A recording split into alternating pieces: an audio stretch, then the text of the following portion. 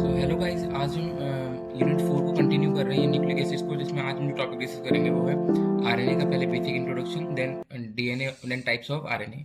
ये हमारा last topic है आरएनए इस यूनिट का। दिन में लास्ट में थोड़ा सा और पढ़ना है स्ट्रक्चर आरएनए का। थोड़ा बहुत वो उतना हमारे सिलेबस में बेसिकली है नहीं वैसे तो। बेस अल्ट्रेशन की 4 मेथड्स हैं वो पढ़ने हैं हमें, और उसके बाद देन हमें फंक्शंस ऑफ न्यूक्लियोटाइड्स। बस खत्म, इतना हमारा ये यूनिट हमारी पूरी खत्म हो जाएगी। ठीक है, अब हम सबसे पहले इसका इंट्रोडक्शन शुरू करते हैं। आरएनए आरएनए की सबसे फुल फॉर्म क्या होती है? Ribo nucleic acid. Ribo nucleic acid. ठीक है, तो इसमें क्या क्या होता है? 3 चीज़ें होती हैं इसके पास, आरएनए के पास, जैसे डीएनए के पास 3 चीज़ें थी। Nitrogenous base, sugar, pentose sugar होती है, ऑक्सी राइबोज शुगर होती है। ठीक है, राइबोज शुगर होती है, राइबोज होती है। ठीक है, और होता है इसके पास फॉस्फेट ग्रुप। ठीक है, तो ये तीन चीज़ें से मिलकर बना होता है। और एक टॉपिक आता है आपका आरएनए वर्ल्ड। तो आरएनए वर्ल्ड में क्या कहते हैं कि पहले जो प्रीवियस जो जेनेटिक मटेरियल था वो था आरएनए था, जो सबसे पहले फाउंड हुआ था genetic material, that is RNA. But then RNA उतना स्टेबल नहीं था, ये अनस्टेबल था। देन ये कुछ टाइम के बाद चेंज हो गया, मतलब जो हमारा मेन जेनेटिक मटेरियल पहले लोग मानते थे आरएनए ही है, फिर लोग मानने लगे डीएनए, क्योंकि डीएनए की स्टेबिलिटी ज़्यादा थी। क्यों? इसकी सेकंड पोजीशन पे ओएच ग्रुप एब्सेंट है। ठीक है, तो यही सारे रीजन है। थाइमीन है यहाँ, यहाँ यूरेसिल है जो ज़्यादा रिएक्टिव है, यूरेसिल जो इसकी स्टेबिलिटी कम करता है। ठीक है, तो ये सारी चीज़ें हमने पढ़ी किसके? आरएनए की इंट्रोडक्शन में। तो यही है आरएनए का, कि पहले हम लोग जो मानते थे कि आरएनए न्यूक्लियस जेनेटिक मटेरियल है, देन अब लोग मानते हैं कि डीएनए पे शिफ्ट होकर डीएनए जेनेटिक मटेरियल है। ठीक है, तो अब हम आते हैं, मेन डिफरेंस यही तो होता है इसमें आरएनए डीएनए में। एक तो शुगर का होता है, एक नाइट्रोजन बेस का होता है, कि एक में यूरेसिल होता है, एक में थायमिन होता है। यूरेसिल भी कारण वो थायमिन को भी बोलते हैं 5 मेथाइल यूरेसिल, 5 मेथाइल यूरेसिल। ठीक है, अब हम पढ़ते हैं टाइप्स ऑफ आरएनए। अब हम शुरू करेंगे टाइप्स ऑफ आरएनए। तो हमें बेसिकली जो हमारे सिलेबस में हम 3 टाइप के आरएनए पढ़ने हैं। 3 टाइप के हमें आरएनए पढ़ने हैं बेसिकली: एम आरएनए,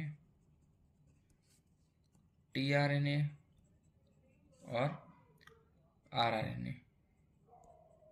ठीक है, यहाँ एम का मतलब होता है मैसेंजर आरएनए, मैसेंजर। यहाँ टी का मतलब होता है ट्रांसफर आरएनए, और यहाँ आर का मतलब होता है राइबोसोमल आरएनए, राइबोसोमल आरएनए। ठीक है, ये 3 चीज़ें होती हैं। अब हम डिटेल में पढ़ेंगे एम आर एन ए को। एम आर एन ए क्या होता है? ठीक है, तो एम आर एन ए क्या होता है कि इसका मैसेज, एक मैसेज होता है इसके पास, जेनेटिक मैसेज जिसे हम बोलते हैं, जेनेटिक मैसेज बोलते हैं इसे हम। ठीक है, एक पॉलीपेप्टाइड के रूप में, पॉलीपेप्टाइड के। ठीक है, और जेनेटिक मैसेज, मैसेज ये क्या हो सकता है? कोडोन्स होते हैं बेसिकली, अमीनो एसिड का ट्रिपलेट होता है। जैसे फॉर एग्जाम्पल ए यू जी, ये कोडोन है, ये मेथियोनिन अमीनो एसिड कोड करता है। कोडोन क्या होते हैं? ए स्ट्रेच ऑफ 3 न्यूक्लियोटाइड्स। ठीक है, स्पेसिफिक होते हैं। एक कोडन, एक जनरली जो एक कोडन होता है वो एक ही अमीनो एसिड कोड करता है, बट एक अमीनो एसिड कई कोडोन से कोड होता है। ठीक है, क्योंकि 64 कोडॉन्स हैं टोटल, जिसमें से कि 3 स्टॉप कोडोन है। वो 3 कौन कौन से हैं? उआ, उग, उगा। ठीक है, ये 3 आपके स्टॉप कोडोन हैं। ठीक है, ये आपके स्टॉप। इसके अलावा 61 जो है वो आपके कोड करते हैं, कोडिंग है। ये जो आपका एमआरएनए होता है वो आपका ओपन रीडिंग फ्रेम पे काम करता है। Open reading frame, open reading frame करता है ये, मतलब फ्रेम को ऊपर से रीड करता है ओपनली। ठीक है, देन इसमें क्या बोलते हैं, आपका स्टार्ट कोडॉन कौन सा होता है?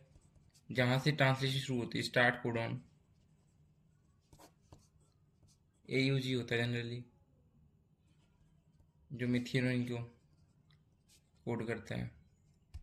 और जी यू जी और यू यू जी, ये दोनों इनिशिएटर कोडॉन होते हैं, यानी कि स्टार्टर कोडॉन होते हैं प्रोकैरियोट्स में, कैरियोट्स में। ठीक है, एक सिंगल, इसमें यूकैरियोट्स में एक सिंगल ओ आर एफ होता है, वही ओपन रीडिंग फ्रेम या mRNA, और इसका जो RNA होता है वो होता है मोनोसिस्ट्रॉनिक। मोनोसिस्ट्रॉनिक mRNA, मोनोसिस्ट्रॉनिक का मतलब होता है कि सिस्ट्रॉन होता है एक पीस ऑफ जीन जो आगे जाके RNA बनाएगा, जो प्रोटीन बनाएगा आगे जाके, ठीक है। तो ये सिंगल पॉलीपेप्टाइड ये बनाते हैं, ठीक है, सिंगल पॉलीपेप्टाइड, क्योंकि सिंगल पॉलीपेप्टाइड, ठीक है, क्योंकि यहाँ पे एक ही सिस्ट्रॉन है, जो एक सिस्ट्रॉन जीन का वो पार्ट होता है जो आगे जाके RNA बनाता है, टाइप होता है। हाँ, तो हम शुरू करते हैं प्रोकैरियोट्स यूकैरियोट्स में। किसी ट्रांसलेशन होती है, ट्रांसलेशन बेसिकली होती है RNA से प्रोटीन बन रहा है, ठीक है। तो इसमें क्या होता है, फॉर एग्जांपल ये आपका पूरा एक वो है टेम्पलेट, मान लो इसको टेम्पलेट, ठीक है। तो ये प्रोकैरियोट का है, इसमें इसमें ये जैसे ये सिस्ट्रॉन है, ये सारे तो पॉलीसिस्टोनिक था ना इसका जीन, तो पॉलीसिस्टोनिक था, ठीक है। तो ये होती है ribosome binding site, ribosome binding site, ये मल्टीपल होती है, ठीक है। RBS भी बोलते हैं इसको, ठीक है। तो इसमें क्या होता है, जैसे ये भी एक RBS है, ये भी एक RBS है, तो यहाँ से स्टार्ट होता है, फिर यहाँ स्टॉप हो जाए, फिर यहाँ से RBS से स्टार्ट होता है, राइबोसोम बाइंड होता है, देन फिर यहाँ से स्टार्ट, देन स्टॉप, देन यही प्रोसेस बनते हैं। इस तरीके से आगे आके प्रोटीन फॉर्मेशन हो जाता है, प्रोटीन बन जाता है, ठीक है।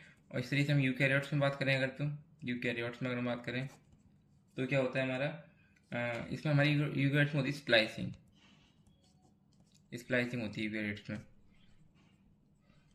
मतलब रिमूवल ऑफ इंट्रॉन्स बेसिकली होता है, जो इंट्रॉन्स जो ऐसा पार्ट उसका जीन का जो बेसिकली कोड नहीं करता, उनका रिमूवल हो जाता है। फॉर एग्जांपल ये है, तो ये 3-2 सॉरी 5-2 3 है, ठीक है। तो इसमें क्या होता है, यहाँ कैपिंग होती है ग्वानिन मिथाइल ग्वानिसिन ट्राइफॉस्फेट की, यहाँ कैपिंग होती है मिथाइल ग्वानिसिन ट्राइफॉस्फेट की, ठीक है, मिथाइल ग्वानोसिन ट्राइफॉस्फेट की, ठीक है, याद रखना ट्राइफॉस्फेट, ठीक है। तो और यहाँ पे ए एडिनोसिन लगता है, इसको बोलते हैं poly A tail, poly A tail, ठीक है। और यहीं पे क्या होता है, बाइंड करती है, इधर ये 5 बाइंड करता है, बाइंड्स विद राइबोसोम, ठीक है।